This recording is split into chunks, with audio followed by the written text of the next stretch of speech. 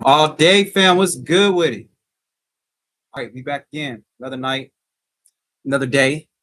All day, no days off. We're gonna keep this consistent. We're gonna keep this consistency going, and we're not gonna no days off. That's how it goes, man. So happy March, March 1st, first news of the day, or 32 for the first month. For the first day of the month. NFL news roundup: Raiders announced 2026 coaching staff for Clint Kubiak's first season. So see what this is about. So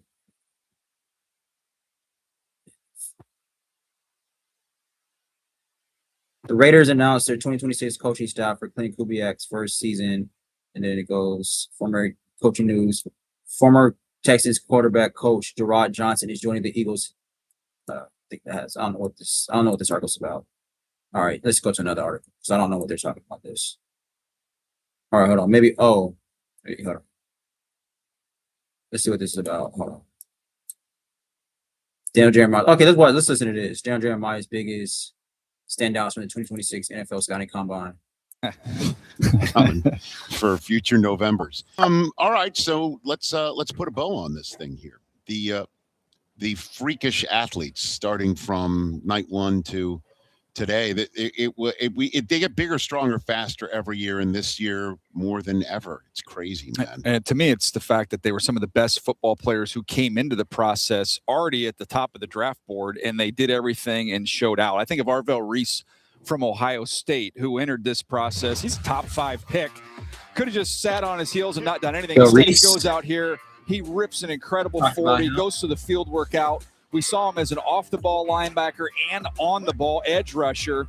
He got to show off all of that skill set throughout the workout here. And if he was top 5 pick coming into this, he did nothing to hurt himself when you're running the 4.4s and have as good of a field workout as he had. So that's one top 5 player who entered the process and stamped his status as a top-tier player.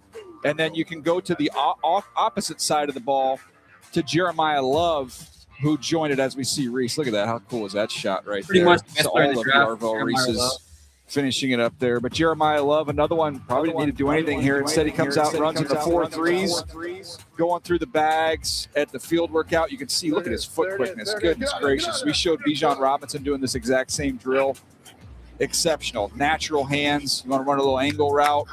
He can run routes like a wide receiver, pluck the ball so easy. Going the opposite side here. Just a complete stud who, Rich, we were talking about Kansas City at 9. Is this league going to allow this player to get all the way there? I don't know that that's going to happen after you get to see this show up close and in person. So big-time performance from the Notre Dame running back. Yeah, a little slip there at the end. Thankfully got up. He was okay. I mean, there's your comp. I mean, it's kind of crazy how we keep seeing the running backs get better and better, and then we see them get drafted in the top of a draft year in and year out. And another thing that I think has gone up in smoke is Sonny Styles maybe getting out of the top 10. Yeah, you can forget about that. He was my 5th player coming into this process and literally almost jumped out of the stadium here with an 11.2 broad and then 43.5 on the vertical. This guy's 6'5". It's just unbelievable. And then you watch him go through the drills, and I don't know there's anything on the football field he can't do. He's so smooth and fluid to go along with a mid-4.4 40 in those jumps that you saw. And I don't know that he broke a sweat the entire time, Rich. Yeah, I do remember, Stacey Dales tracking him down after running his 40, and without being out of breath, he was complaining that his vertical leap of 43.5 inches wasn't 45. And then obviously Nick Eamon-Wari is last year's unicorn that everybody keeps talking about to see who we could get in the draft this year to try and mimic what the Seattle Seahawks have built in championship style. Fernando Mendoza, your thoughts coming out of this combine? Obviously, it was just him interviewing and being interviewed. That's about it. But I'll just ask you to reiterate your 2 cents on the de facto first overall pick. Yeah, I think he's the top player in this draft. And what he did do, he showed up. He was big, which was nice to see. His interviews were outstanding. And then even out here on the field, we got a chance to see him interacting with everybody. He was a part of it. He was cheering on his receivers from Indiana. He was a part of the group with the quarterback. So, look, even though he didn't get out there and run or throw, Fernando Mendoza still made an impression on the only team that he needed to make an impression on, and that's the Las Vegas Raiders. So who's two? Who's two now that we actually saw who spun it out? Is it still Ty Simpson based on your estimation? In terms of the quarterbacks, for me, yes, but I also think Carson Beck, Drew Aller, and Nussmeier are kind of in that conversation. Okay. But to me, I think there's a little bit of gap. I think Ty Simpson and solidified that number 2 spot, and then they're jostling for position to see who's going to be number 3. If you're going to pin me down right now, I would say it would be Carson Beck. Okay? Just the size, the experience. He threw the ball really well here. Finished up with a solid year at Miami. That would be my guess. Well, just a delightful kid. It's going to be interesting to see women go here. And the loudest ovation we heard. It's when he first walked in, right? Yes. Matt Ryan, huh? Yeah, we saw Matt Ryan in the stands here. Is now heading up the operation with the Atlanta Falcons. Looking down on the field, when I watched him, Matty Ice, the competitor, the toughness, the grittiness that he had at Boston College, that's what I saw there with Fernando. I think that's a good comparison.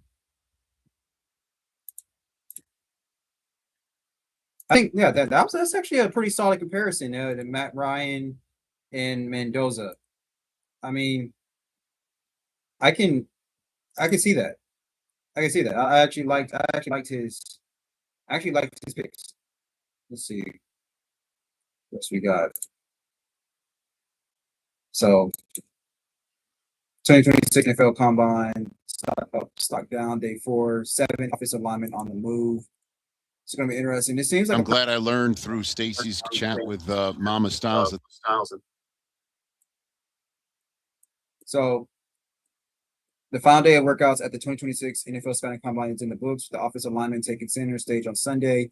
Many of those who partook in the events at Lucas Stadium, wild scouts with their speed in the 40-yard dash, their agility drills, and their explosiveness in the broad and vertical jump. Some exceeded expectations, causing their draft stock to rise. Other displayed flaws in their speed or athleticism, or chose not to perform during their chances of being selected on day 1 or 2 in the draft.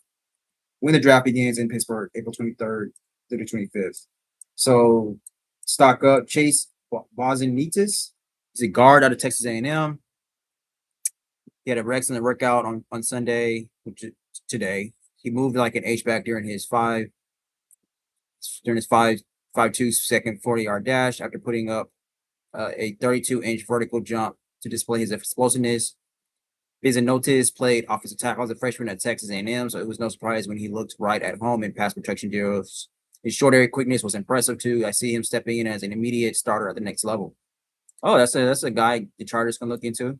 I don't know what he's ranked going, like where he's projected, what round of the draft he's projected to go to, but I know the Chargers are looking for a very athletic guard or offensive lineman.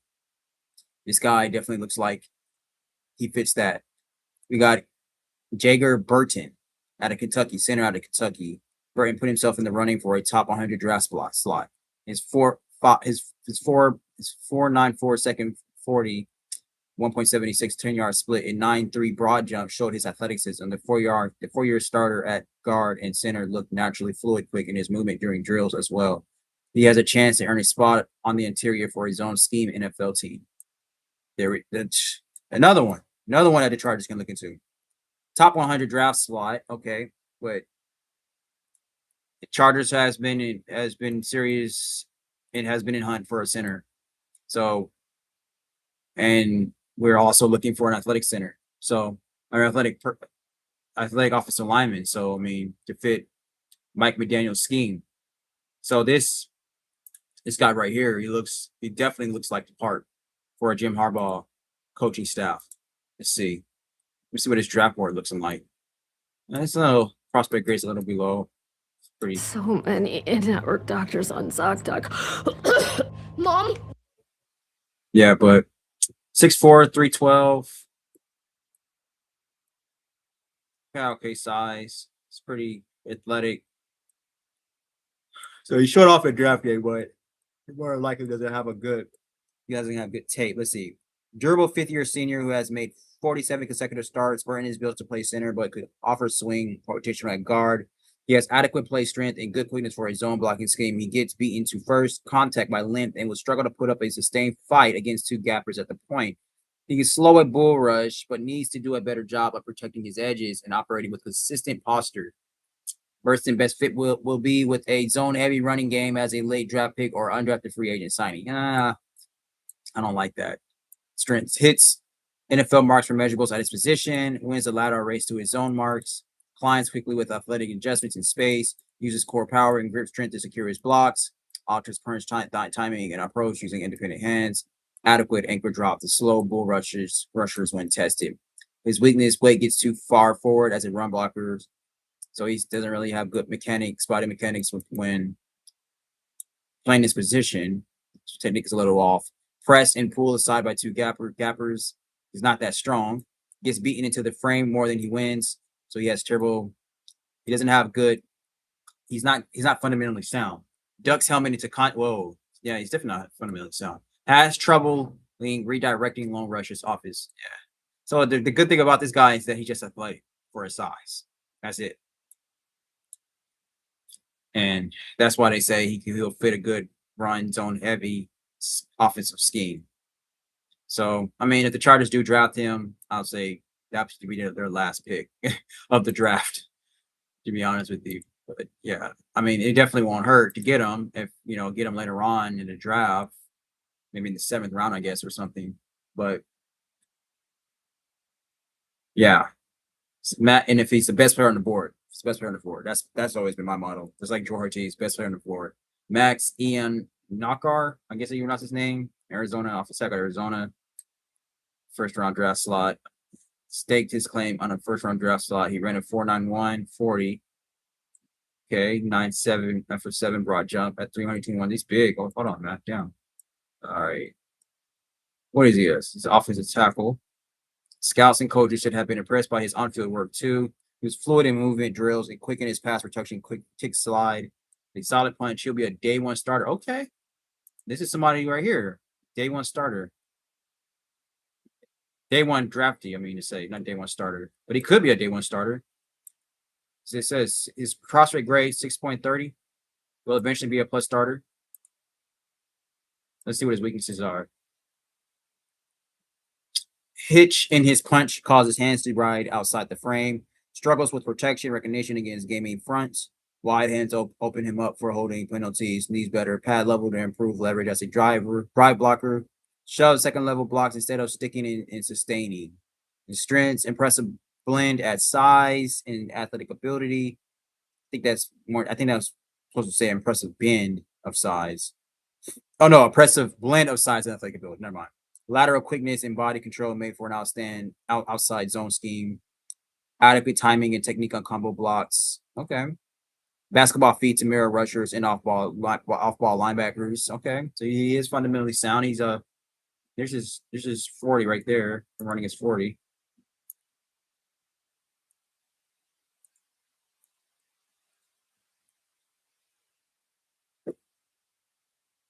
And it says displayed his potential against dynamic rush duo from Texas Tech.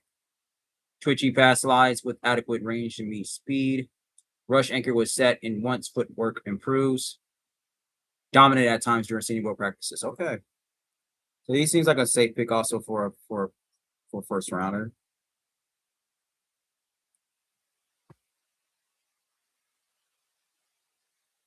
Nice. Okay.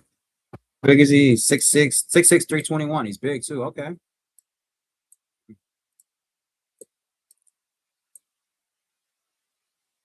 Nice.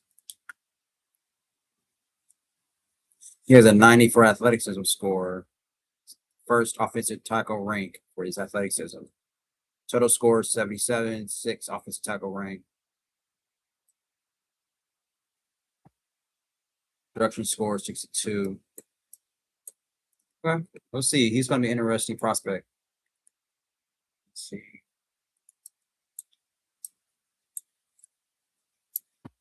Manuel Pregnan.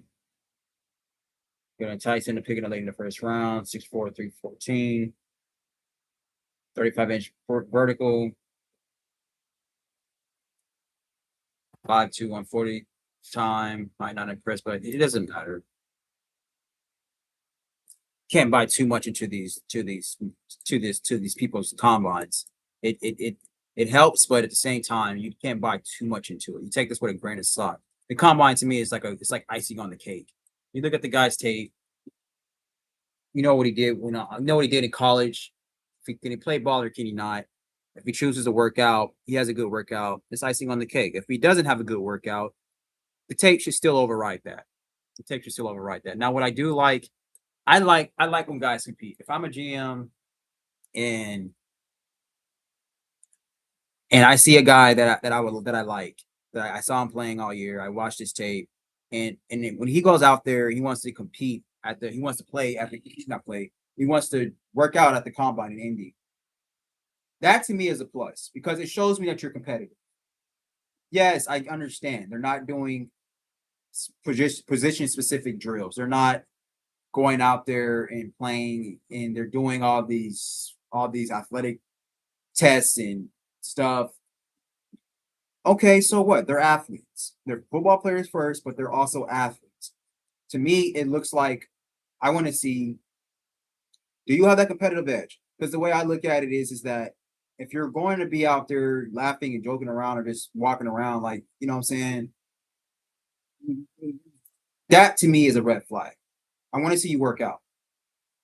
I want to see you go out there and compete. I want to see that competitive edge. I want to see if you are so competitive that you want to run a better 40, then you want to run the best 40 out of all the guys in your draft class. You want to go out there, you want to do those position specific drills better than all the guys in your draft class. That's what I want to see.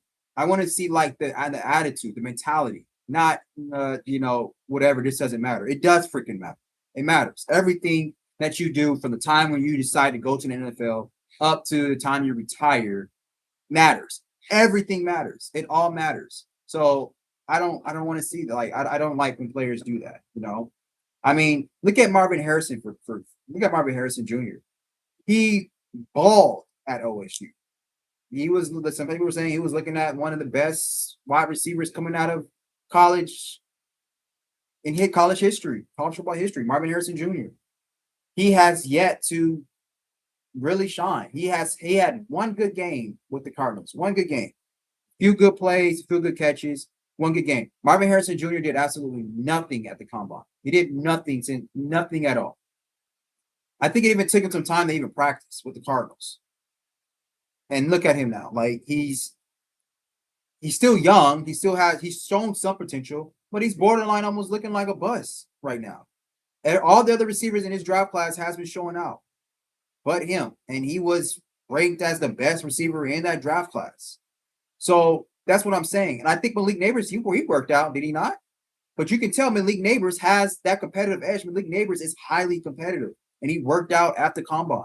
So that's what I'm saying. Like, if you mess up with your measurements, you ran a bad 40, that's okay. I'm like, I'm me personally, I have enough football intelligence to know you running a fast 40 is not going to be the all be all of determining of how great of a football player you're going to be.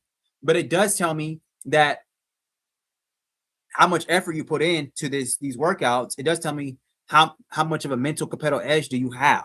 That's what it tells me. So take that as you will. So Spencer Fano, Utah, the offensive tackle out of Utah, junior.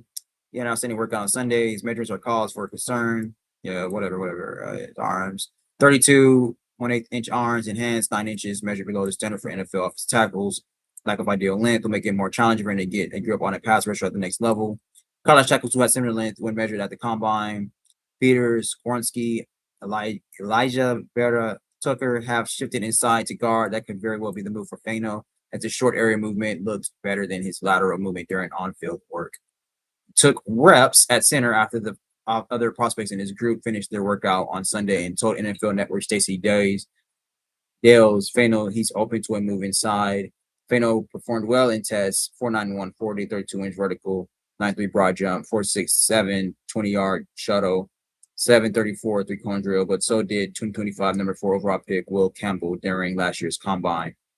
Will Campbell running 4.98 32-inch vertical, not 5. After his arms measured 32.5 inches. Campbell's struggles at left tackle with the Patriots should give teams pause about playing Fano outside, and his value might be closer to the middle of round 1.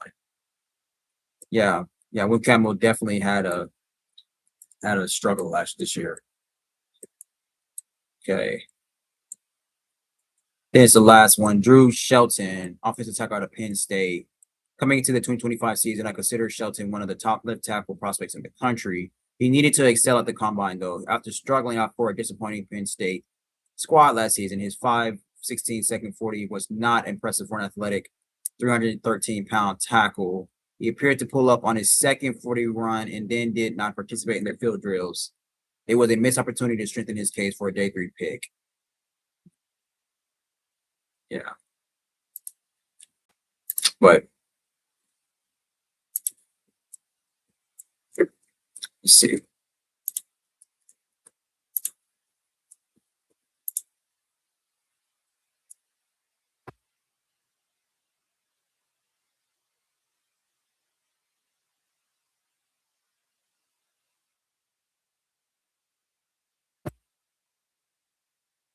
Perhaps we can look at this. So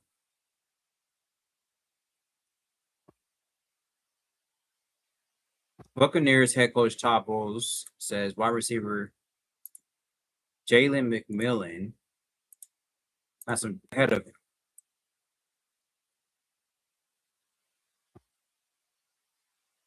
Nearly routed the entirety of his sophomore campaign due to a neck injury. Buccaneer Jalen McMillan returned to the field and showed his medal over the final month of Tampa Bay's season. Head coach Todd Bowles believes there's plenty more where that came from for the 2024 third rounder. He is a very talented guy, and he is a very passionate guy, Bowles said of McMillan. Earlier this week at the NFL Scouting Combine for the team website, I think he fits in great with the wide receiver room, and he is a workhorse. He comes out to work every day, and I think he has some great football ahead of him. Okay, we'll find out. McMillan's passion helped him bounce back from an August 16 preseason game in which he suffered 3 vertebrae fractures in his neck. He spent the majority of the season on injured reserve before returning in week 15. McMillan found his footing for 178 receiving yards and 12 receptions over the next 4 games. Let's see. McMillan producing and showed no fear in his return from injury was explosive. I was just happy to see him come back, Bo said. There was a point in the season where I did not know if he will come back. And then if he came back, I did not know if he would have the jitters, especially with the neck injury. I think the first game back, he took a vicious hit and kind of fell on his neck, and he got up like nothing happened. And then I was happy after that. Perhaps somewhat of a forgotten entity after his injury in 2025, first-round wide receiver Emeka Egbuka, remarkable start to his rookie year. McMillan is not far removed from being a rookie darling himself. Although his final stat line of 461 yards and 37 receptions from a 2024 campaign was modest, 7 of McMillan's 8 touchdowns catches came during a blistering 5-game stretch to end the season. Should franchise stalwart Mike Evans find the allure of a new home during his upcoming free agency, too strong to ignore, the Buccaneers will by no means venture into unfamiliar territory unprepared. That's thanks in part to McMillan as well as Egbuka, Tez Johnson, and veteran Chris Godwin. It's going to be very interesting to see where Mike Evans ends up. It's going to be very interesting. We can look at this, and I'll probably end off to this. Let's see. Bills GM Brendan Bean excited to hit full reset with wide receiver Keon Coleman under new coaching staff. Okay. Let's see. It's already been an interesting offseason for Buffalo Bills wide receiver Keon Coleman after a trying 2 years in the NFL. Coleman, the number 33 overall pick by Buffalo in the 2024 draft, had a monster opening week to his second campaign, logging 8 catches for 112 yards and a touchdown in the Bills' win over the Baltimore Ravens. It would take him another month of games combined to eclipse that yardage total, and as the season progressed, he ended up a healthy scratch on multiple occasions. Then, during a January news conference following Sean McDermott firing team owner Terry Pagula, suggested Buffalo selection, and Coleman was driven by the coaches at a case of general manager Brendan Bean being a team player. Although Bean went on to say Coleman was his pick, reaction and speculation over the White House future was natural.